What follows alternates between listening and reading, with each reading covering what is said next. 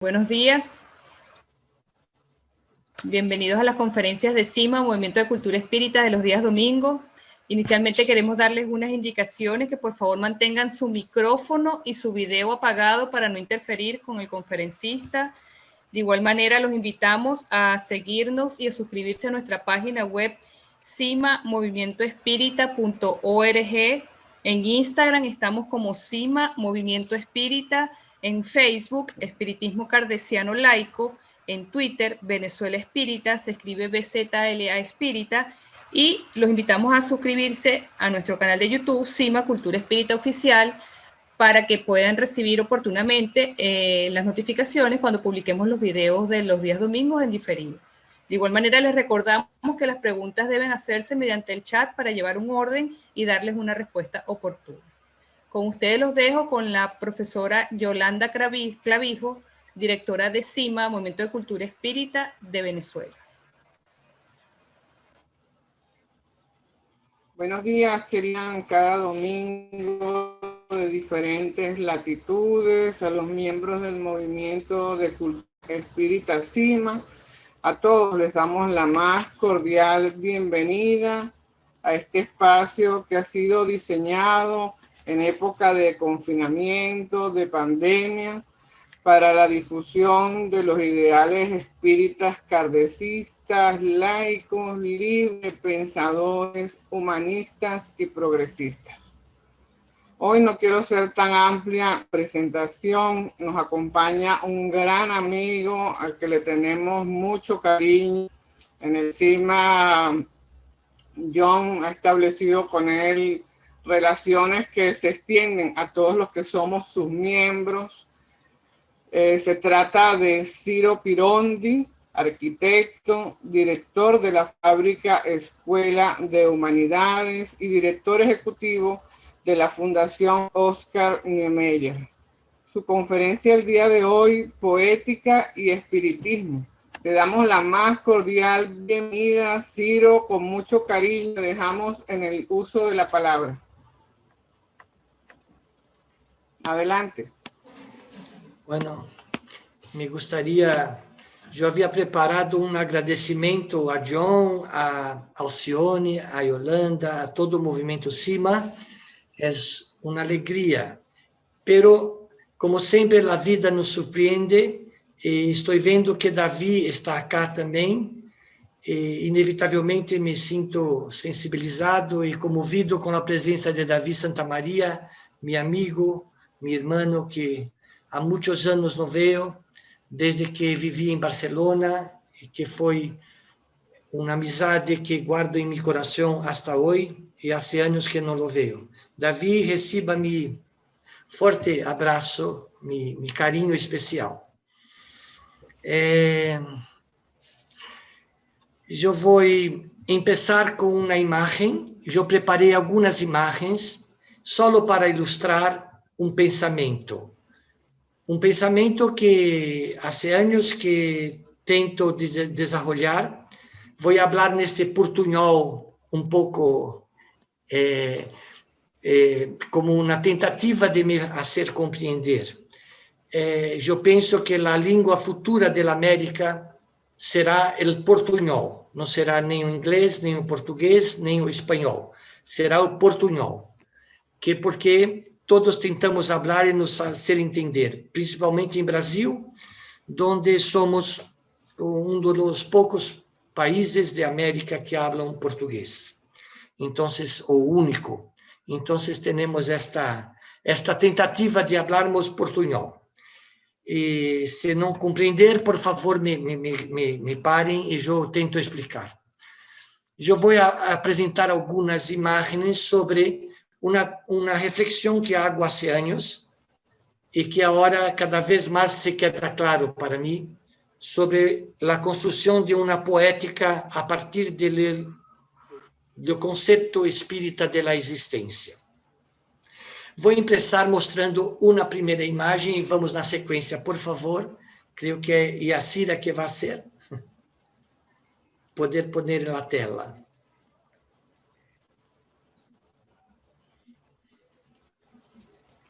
Bueno, esta primeira imagem muy emblemática, es del libro Alice no País de las Maravillas. Todos creo que conocen, una imagen fantástica, donde la lagarta empieza con una pregunta para Alice. Una pergunta terrível, uma pergunta que no universo contemporâneo, totalmente caleidoscópico que vivimos, é uma pergunta que talvez se torne absurda perguntar, pero la lagarta pergunta a Alice, quem é você? Quem é você? Esta pergunta que nos modifica a cada dia, que se amplifica a cada dia, é uma pergunta que nos fazemos todos os dias. Eu penso que a única resposta possível vem da poesia. Não vem da ciência, não vem de uma reflexão, ou se completa com uma poesia. Eu puse a resposta assim. Vamos à segunda imagem, por favor. Eu sou o polvo, o pó de uma ampulheta ao pé de uma parede. Não de um movimento que me ecoa e ecoa em la queda. Eu penso que, por vezes, solamente a poesia pode nos salvar. Solamente esses imaginários senhores que pensam o futuro através da poesia podem nos dar uma direção. Eu me referencio em um grande escritor atual, contemporâneo, argentino, chamado Alberto Mangel. Alberto Mangel é uma pessoa maravilhosa que foi... ele leía para o grande escritor argentino Borges. Borges, quando se quedou cego, Alberto Mangel leía para ele os livros que queria ler. Basicamente, no final de vida, Borges solamente leía um dos livros, que era Cervantes e Las Mil e Uma Noites. E Borges diz o seguinte, Mangel diz o seguinte, que ampulheta é esta, que somos nós. Quem somos nós? Habitantes, moradores, ou seja, vivimos um sítio ou solamente passamos por um sítio? A mim me encanta esta frase, principalmente se pensarmos nela em los tempos atuais. Em dos tempos da pandemia, somos habitantes, vivimos num sítio ou solamente somos passantes? O que vivimos acá hoje, por exemplo, onde temos pessoas de vários países, pessoas que, por exemplo, em meu caso, que não veia há anos, quase décadas. Como que somos? Solamente estamos passando por acá? Nesta ampulheta que mide o tempo, a questão central da existência humana, o tempo. Muito bem. E aí vamos para uma terceira reflexão, antes de entrarmos em nossa discussão central. Por favor, a terceira imagem. Há um grande pensador indígena brasileiro, chamado Ailton Krenak. Ailton Krenak é um historiador indígena, hasta hoje vive na aldeia, com essa imagem fantástica desta foto, dentro de uma oca Yanomami. Não sei se vocês sabem, mas isto é uma construção de alta tecnologia, hecha por los índios hasta hoje na Amazônia. E Ailton Krenak, que é uma pessoa com quem temos um contato muito permanente na escola, ele escreve o seguinte: nossa consciência do mundo continua a crescer. Nosso tempo é especialista em criar ausências, no sentido de viver em sociedade. E isto genera uma intolerância muito grande. E com este conceito, ele ha hecho uma charla quando foi os 500 anos de descobrimento do Brasil, em Portugal, um evento que ha tenido allá.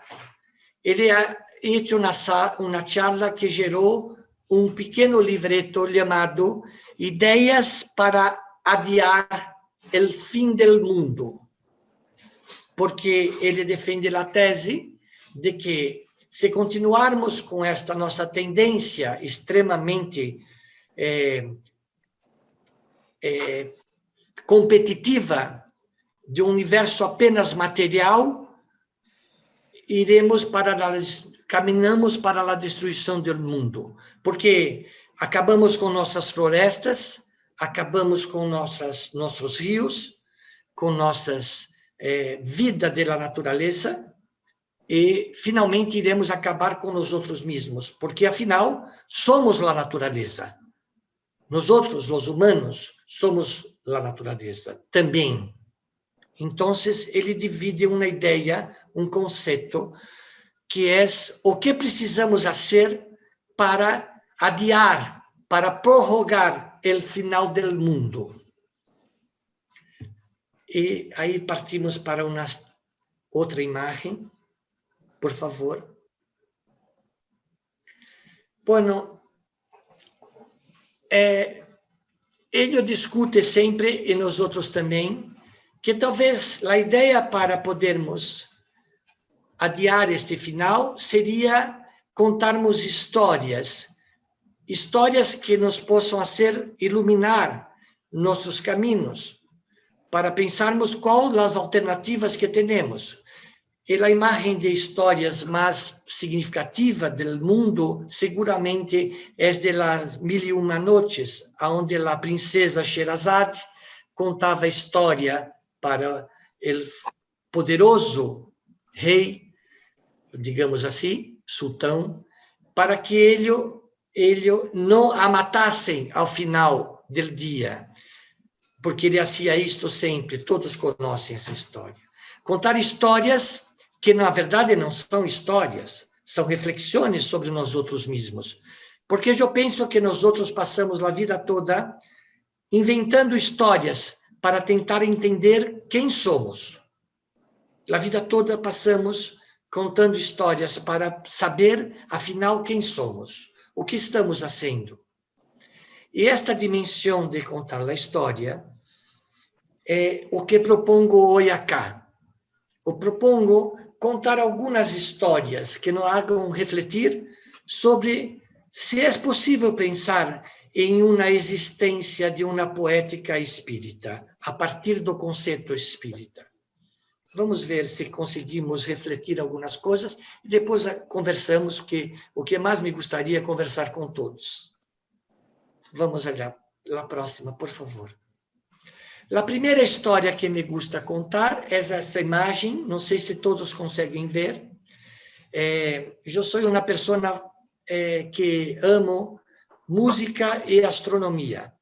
O grande cineasta americano, Woody Allen, dizia que se não conseguimos ser a primeira opção na vida, em meu caso fui arquiteto e me ama ser arquiteto, talvez me gostaria também ser astrônomo, se tiver a inteligência para sê-lo. Não tenho. Se tiver a capacidade e dom para ser músico, também não tenho, pero amo música. E sempre que estudo astronomia, tenho algumas referências. Um dos meus heróis da astronomia é um contemporâneo nosso, chamado Carl Sagan. Carl Sagan foi diretor da NASA durante muitos anos, num projeto de vanguarda, num projeto muito ousado, que se chamava Voyagers. Voyagers eram 2 naves que ele ha lançado ao universo a partir da rotação dos próprios planetas, e que levavam dentro de si estas naves, carregavam dentro de si, imágenes de las producciones humanas, a Nona Sinfonia de Beethoven, la equação de relatividade de Einstein, imagens de quadros de Leonardo da Vinci, o ser humano de Leonardo Vitruviano, o homem com suas dimensões, com suas mãos abertas, todos gravados em chapas de ouro, para que se alguém encontrasse uma outra vida inteligente no universo, pudera saber quem somos nós outros. Pero ele ha hecho uma coisa extraordinária. Ao final de sua última, quando já iam perder o contato com a última nave, a segunda nave Voyager, ele ha hecho um movimento muito ousado, muito corajoso, que poderia ter perdido todo. Ele ha dado comandos em la NASA, e a nave se volveu ao contrário, e com comandos matemáticos, ele conseguiu direcionar a nave para a Terra. E este pequeno círculo que vosotros veem aí na tele, com um ponto ali no fundo, é a Terra, fotografada pela primeira vez a 9 bilhões de quilômetros de distância. É a primeira vez que a Terra foi fotografada fora do sistema solar. Ele ha escrito imediatamente um texto que depois foi transformado em um livro maravilhoso chamado El Pálido Punto Azul do Universo.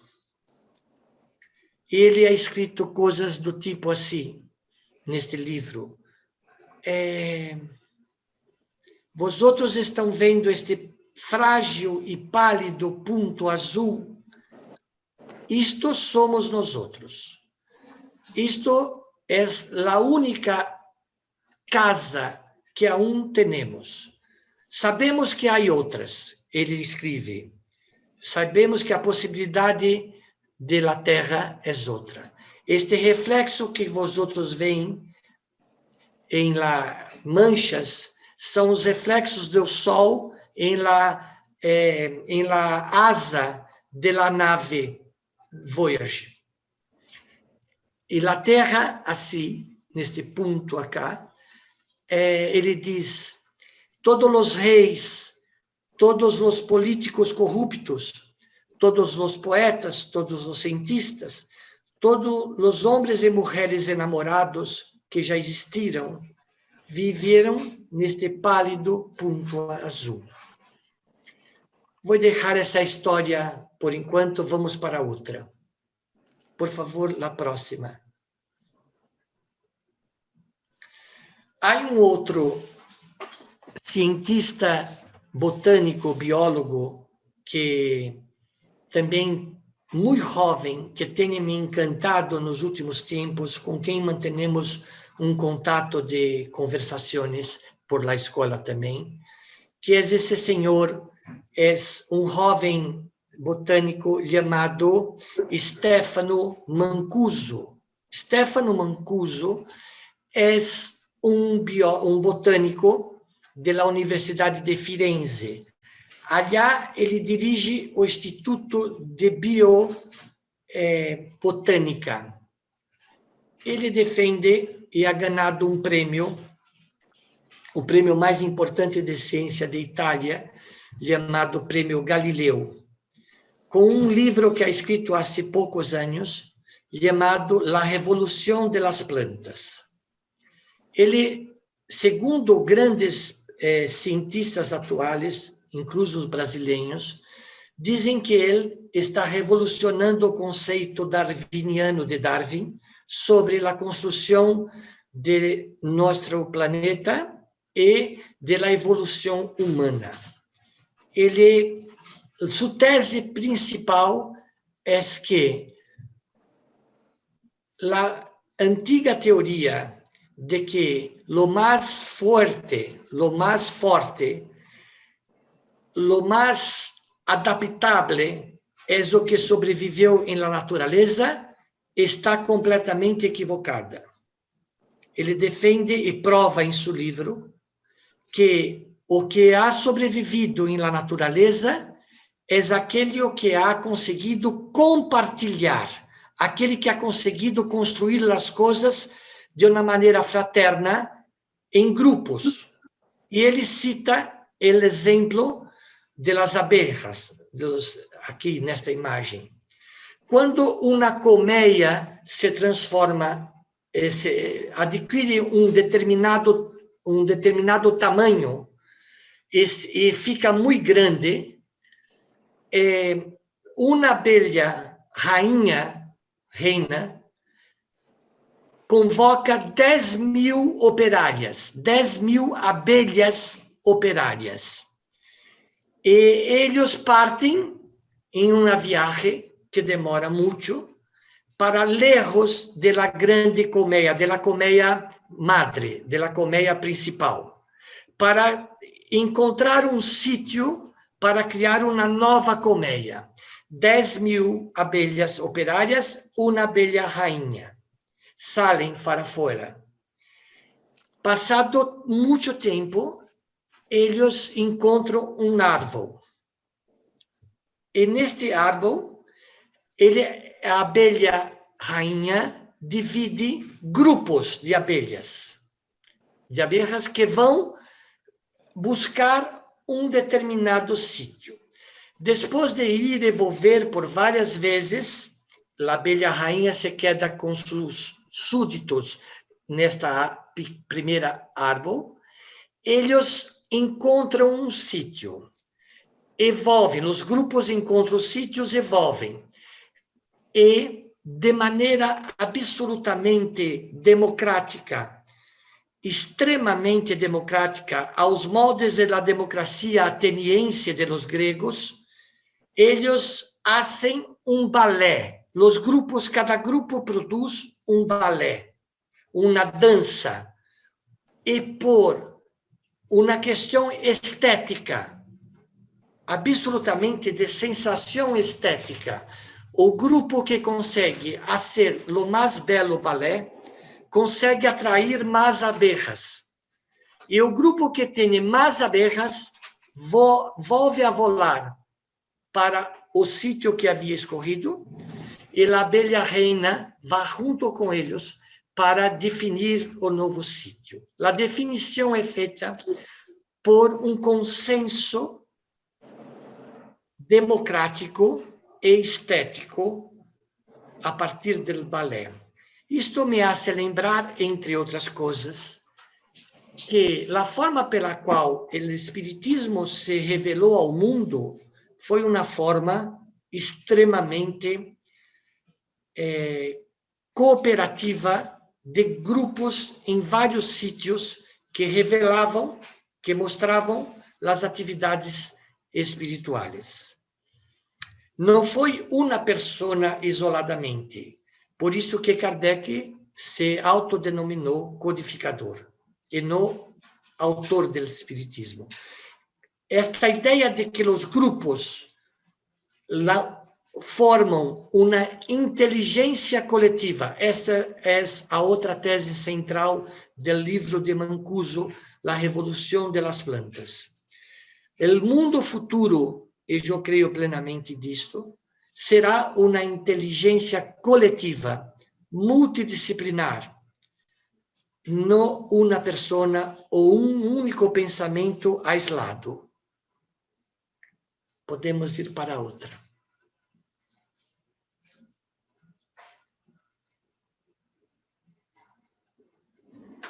Bueno, nós temos gasto e nos aprimorado muito em uma discussão ao longo dos últimos 150 anos do espiritismo, digamos assim, para arredondar números,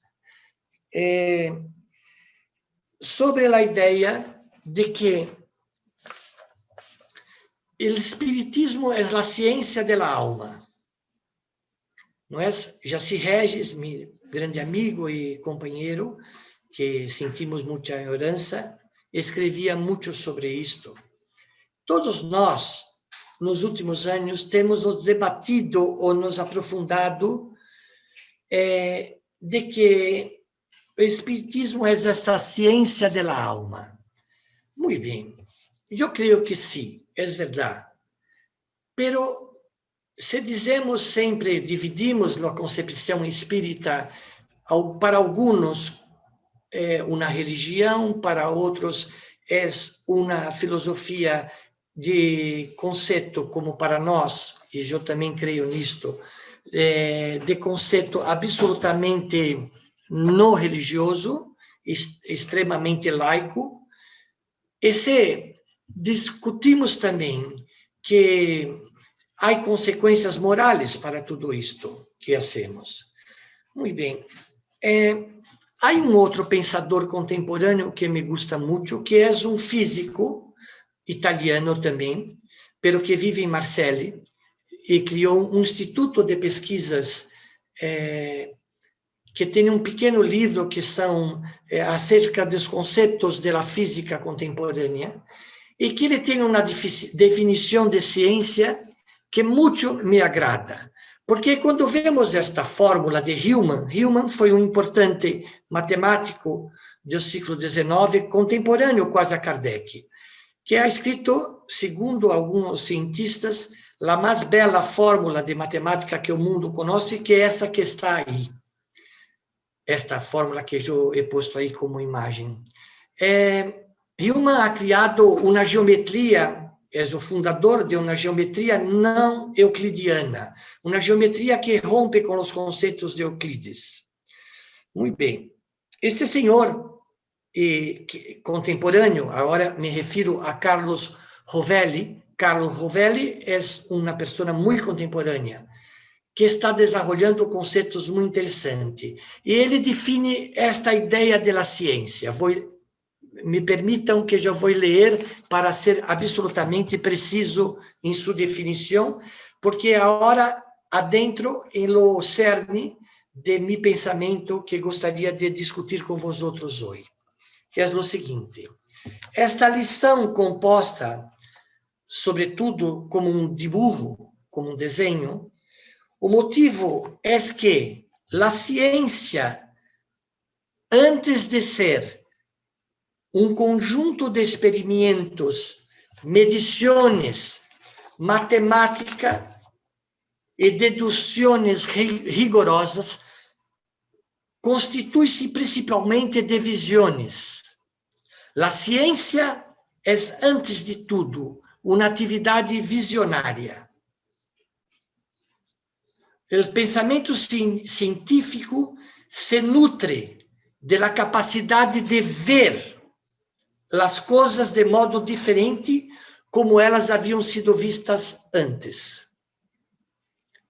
Ou seja, esta ideia de que a ciência é uma capacidade visionária de ver as coisas,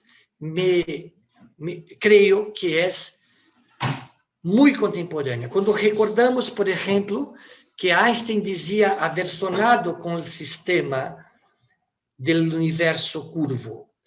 Quando Einstein, como sabemos, a partir de seus livros, de suas cartas, Einstein escrevia muitas cartas e só as permitiu que foram publicadas a partir do ano 2011 e foi publicadas a partir de 2011. E em uma de suas cartas ele escreve sobre a música, por exemplo. Einstein era exímio violinista, tocava violino como poucas pessoas.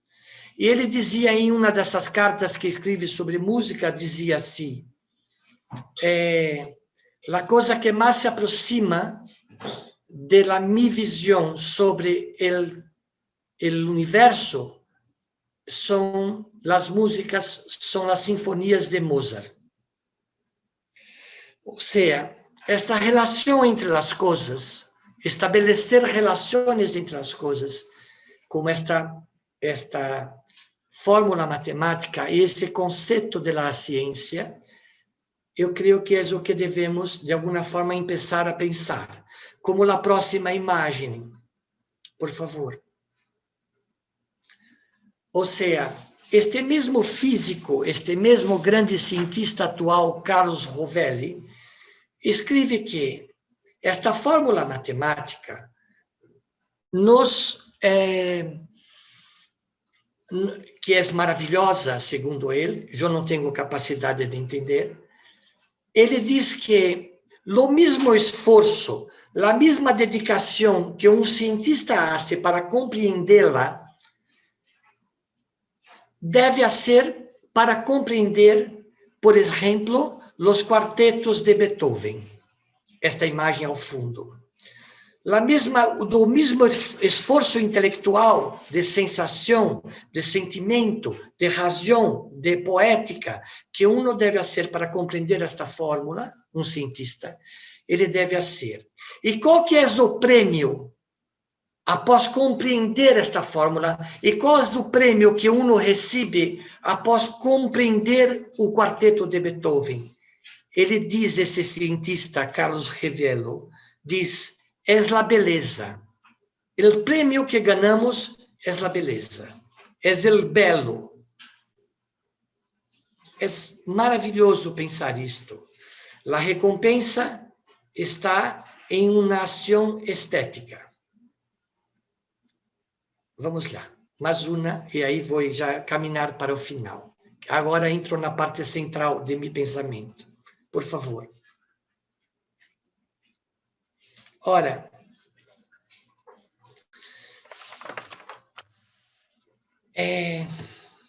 se nós temos essa concepção acerca do tempo contínuo, da vida itinerante, a vida como um conceito itinerante, nunca estamos no mesmo lugar, sempre estamos cambiando em el tempo. A aquisição deste valor, porque isto é um valor, este conceito estabelece um valor para a nossa existência, um valor de dimensões do tempo, da itinerância, da permanência. Isto gera para nós outros, em meu entender, um conceito poético que não temos nos debruçado muito para analisar.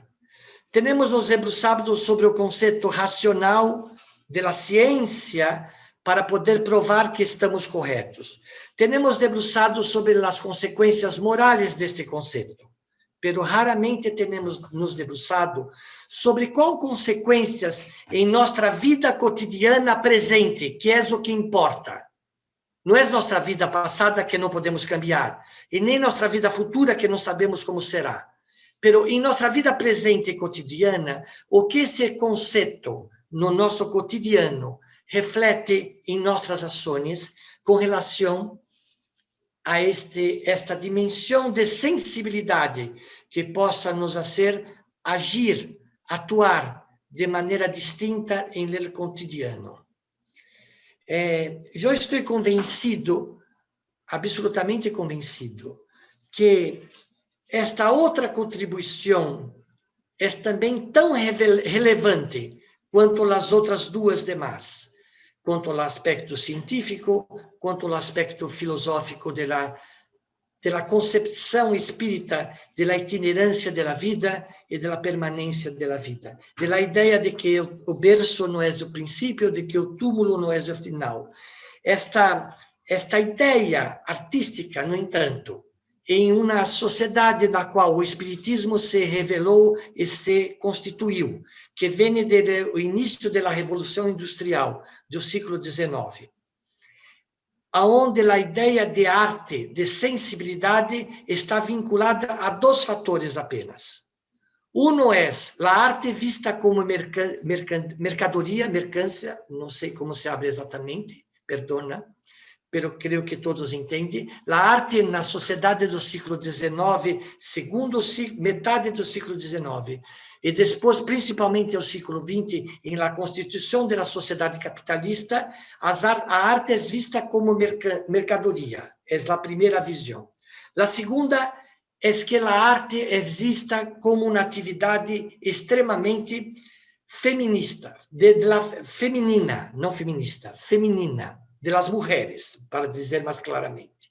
Pero foi necessário a revolução feminina, que se começou no princípio do século XX e se concretizou no segundo quartel do século XX, para admitirmos que a arte tem uma função essencial para a compreensão da vida, de que o desenvolvimento da sensibilidade, como diz o grande cientista italiano, os dois grandes cientistas italianos, é fundamental para compreendermos incluso a ciência, que não há separação, que não há grado de importância maior da teoria da relatividade do que da nona sinfonia de Beethoven, de que as duas requerem um esforço imenso para poder compreendermos.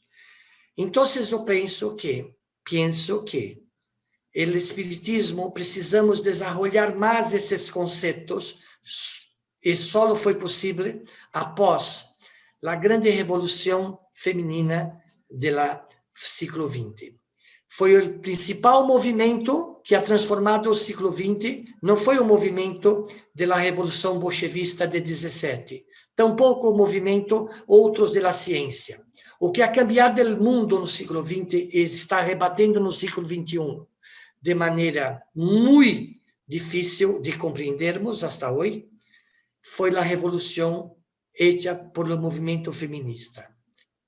Portanto, a partir disto, creio que agora começamos a ter condição de entender o que esta poética tem a ver com nossa existência. Como, por exemplo, esta imagem.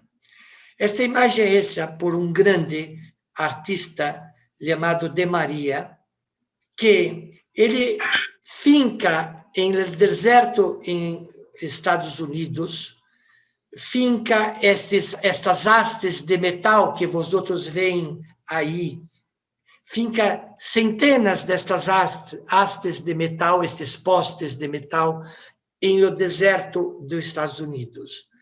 E, então, ele liga, espera, hasta que elas atraiam estes raios. E esta imagem, há uma película, um filme que mostra isto, que eu convido a todos a verem, e forma uma espécie de uma cúpula arquitetônica de energia. E ele diz assim, ao término desta apresentação, ele diz assim: isto sempre ha estado aí, nós outros é que não víamos. Ou seja, as coisas sempre estão aí. Precisamos ter condições de vê-las, criar condições através dessa ação científica, sem dúvida, de las hastes metálicas, pero para criar uma dimensão que não é só o resultado da ciência, tampouco da arte, pero é o resultado da vida. Como as outras imagens, por favor, e agora caminho para o final, para não gastar muito tempo. Como, por exemplo, já que sou arquiteto, não poderia deixar de mostrar 2 ou 3 imagens das coisas belas que temos no mundo.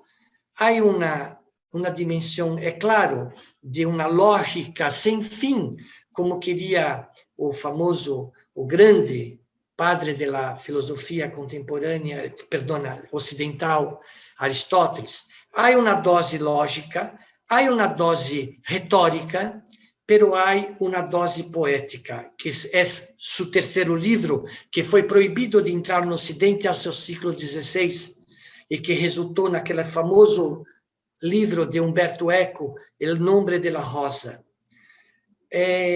Essa discussão, como este espaço do Panteão de Agripa, em Roma, onde um oco central, onde aparece aquela luz que vocês veem ao lado esquerdo da tela, que lhove aqui dentro, que é recolhido a água para ser reutilizada de uma maneira inteligente. É um templo, pero não é um templo. É um discurso sobre a existência humana, a luz, o espaço. Isto tudo é tão bonito de se ver, e de pensar que não há só ciência para construir esse vano de quase 60 metros. Há hecho muitos anos antes no Império Romano.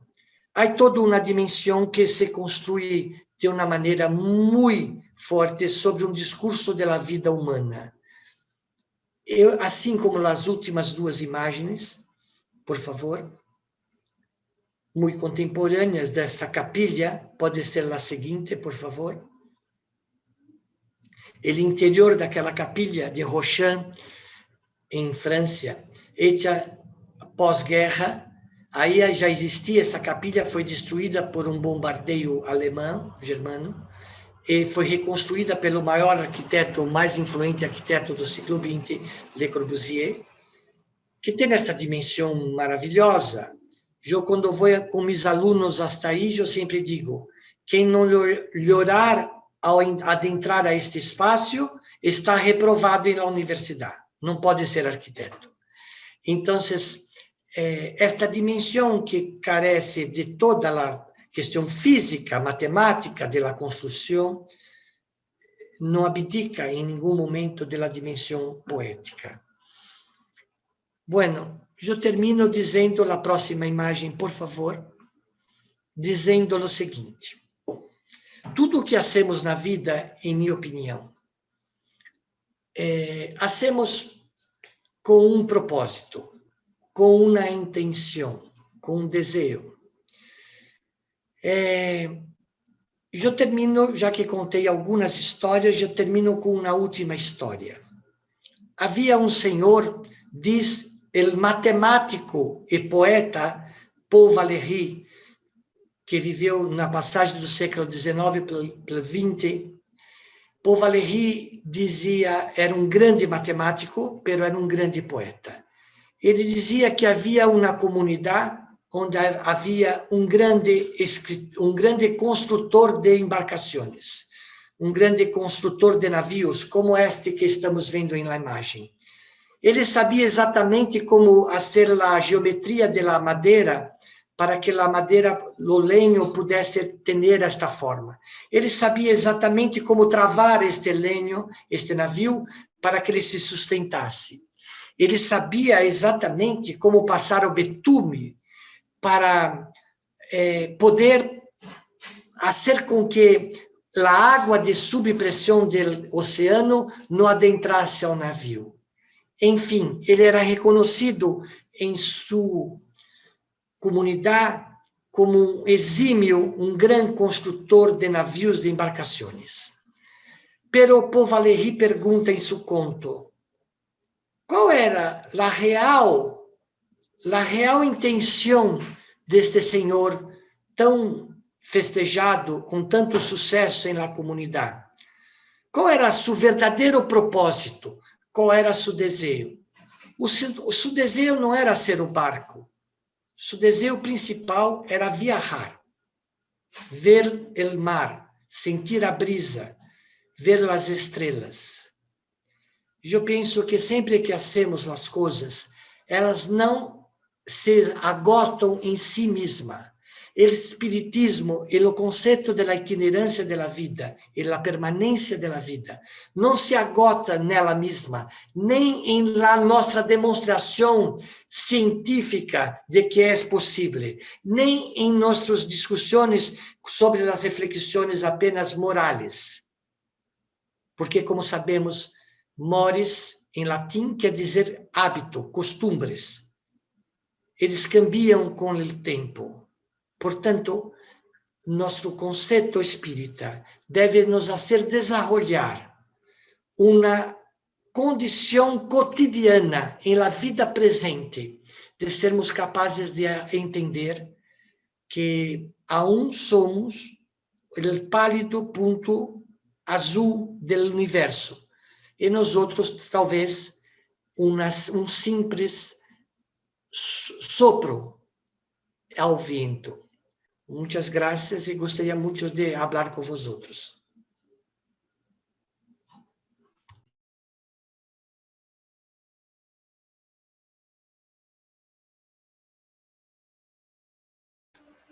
Excelente conferencia. Un abrazo. Muy lindo.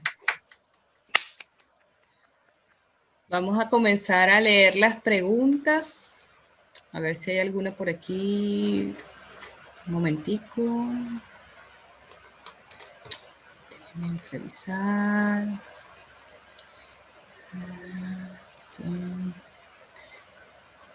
momentico. Hoy hasta los momentos tengo puros agradecimientos, felicitaciones. Muchas felicitaciones, Ciro. No tenemos ninguna pregunta. Vamos a abrir los micrófonos si alguno quiere compartir con el conferencista. Ciro. Ciro. Hola. ¿Qué tal, Ciro? Te hago una pregunta. Sí. ¿Qué tal? Esta dimensión, ¿cómo andás? Esta dimensión de la belleza, esta dimensión de lo virtuoso, ¿es una dimensión de las esferas elevadas, espirituales, a las cuales accedemos en algunas ocasiones? ¿Es algo así? ¿Tú qué piensas? Eu penso que é um processo educativo. Todos podemos desenvolvê-la. Não precisa ser artista nem cientista. Eu creio que é um processo. É claro que uma pessoa, provavelmente como Beethoven, ou grande escritor, ou grande músico, que seja grande arquiteto, ele tem isto como processo muito presente em sua existência, talvez hasta do passado, não sabemos. Porque eu não me gusta pensar que a evolução é contínua. Herculano Pires, o grande pensador espírita, dizia que a evolução é descontínua. É descontínua na nossa forma de aprendizagem. Não é porque um é músico, vai ser sempre músico ao longo de 5 vidas. Ele vai desenvolver em direções diferentes, por isso que Herculano dizia que era descontínua. Eu penso que temos de desenvolver, não é, todas as condições. Então, me gusta pensar, Gustavo, que não temos muita certeza de nada. Me gusta pensar que cada manhã que eu acordo, eu sei menos do que a noite seguinte, porque durante esta noite que eu dormi 8, 10 horas, alguém ha inventado coisas que eu só vou descobrir daqui 20 anos. Portanto, cada dia acordo um pouco mais ignorante, não mais sábio. Pelo menos no aspecto do conhecimento. E me gusta pensar o inverso um pouco de tudo isto, porque senão, primeiro que não há motivo nenhum para uno se sentir muito importante ou muito sábio, por causa desta dimensão da existência, eu creio. Se temos essa sensibilidade de entender isto, isso nos dará uma condição, talvez de maior sabedoria, porque entendemos que sabemos menos. E a mesma ocorre, eu creio, com esse desenvolvimento da estética, da sensibilidade. Me gusta pensar assim. Gracias, Ciro, muy amable. Hermosa exposición. Tenemos una pregunta de Celia Aldegalega. Por favor, ¿podría desarrollar un poco más la idea de la revolución feminista tras haber sido la más importante? Bueno, não sou só eu que digo isto, muitos pensadores contemporâneos dizem isto, e eu compartilho, creio que foi, sim, a mais importante.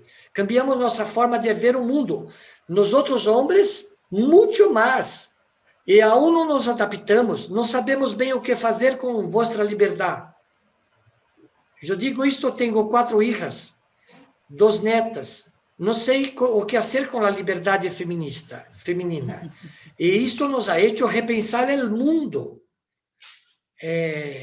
repensar a música, repensar a arte, repensar incluso a ciência, ver o exemplo de las abejas, que eu citei, que a mim me gusta tanto. La reina não escolhe homens para ir com elas, escolhe o grupo de 10.000 são só abejas. Nós outros tendremos de entender, e isto solamente a revolução que vosotras, aqui há um grupo grande de mulheres, não?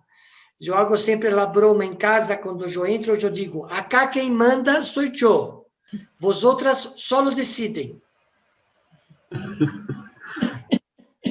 Não é? Ou seja, temos de entender que isto é uma revolução fantástica. Se nós pensarmos que a mulher, hasta antes da década de 40, 30, portanto, há pouco tempo atrás, na época de meus padres, tinha muito pudor de manifestar o prazer no ato sexual, porque o homem não deixava ela sentir prazer ou manifestar o prazer. Isto é uma loucura. Há 60 anos só.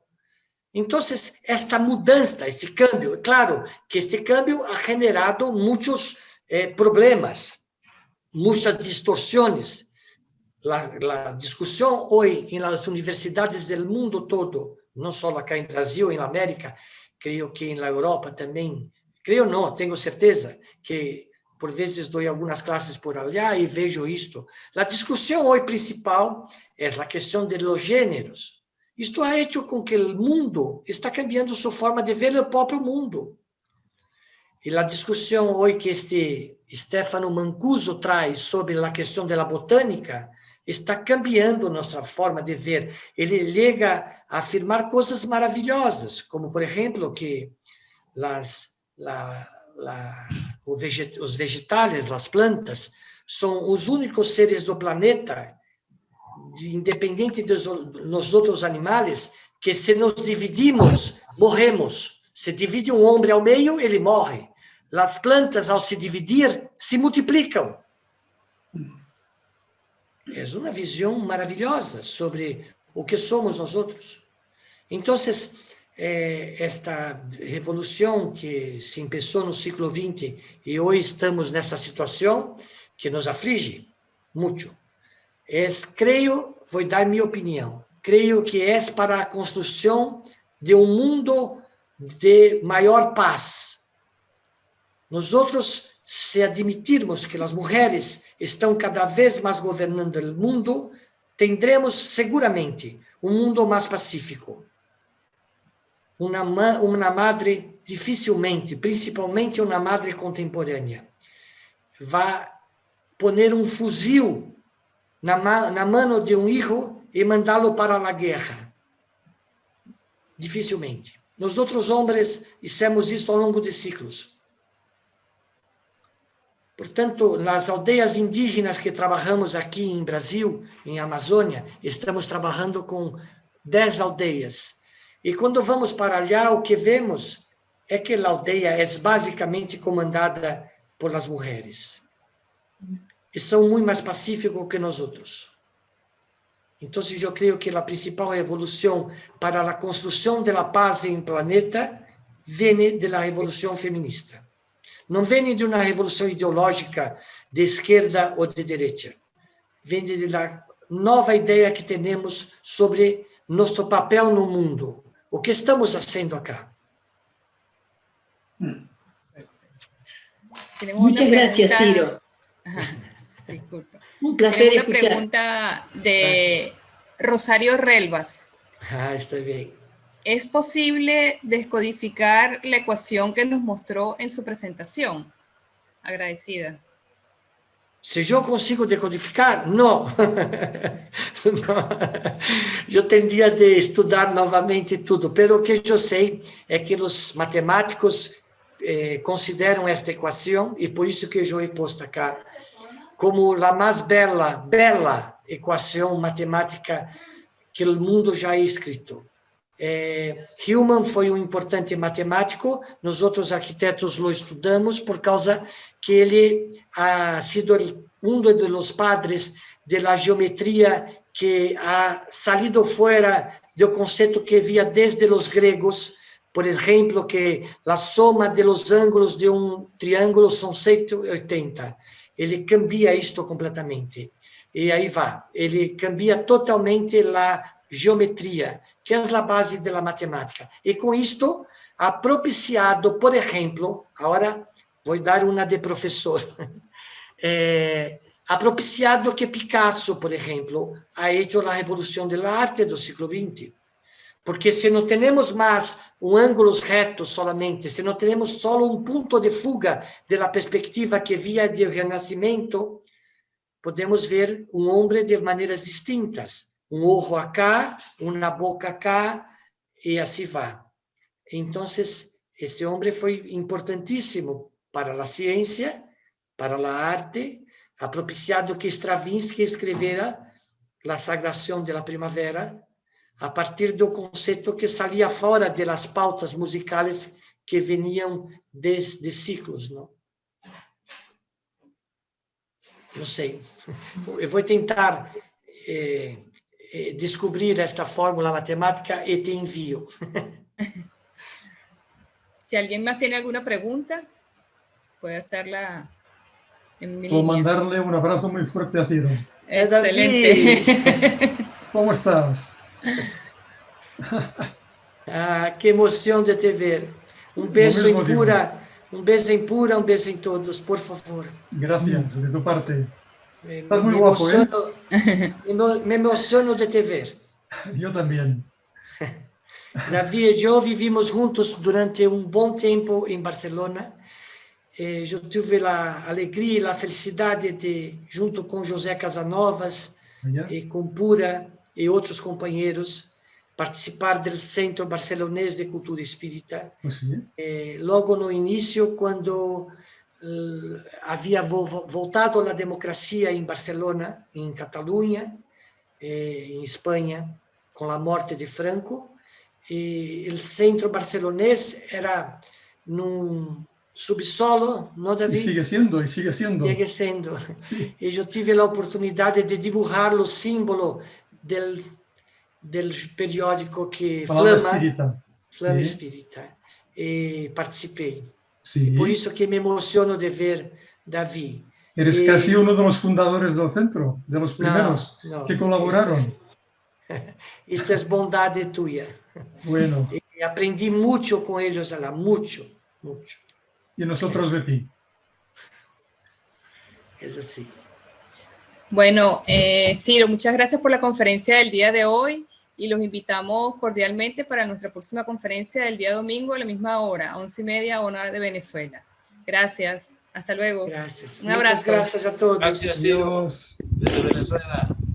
Un abrazo, Ciro. Gracias, Ciro. Un abrazo. Gracias, Ciro. Un abrazo. Gracias. Muchas gracias. Gracias. Excelente conferencia.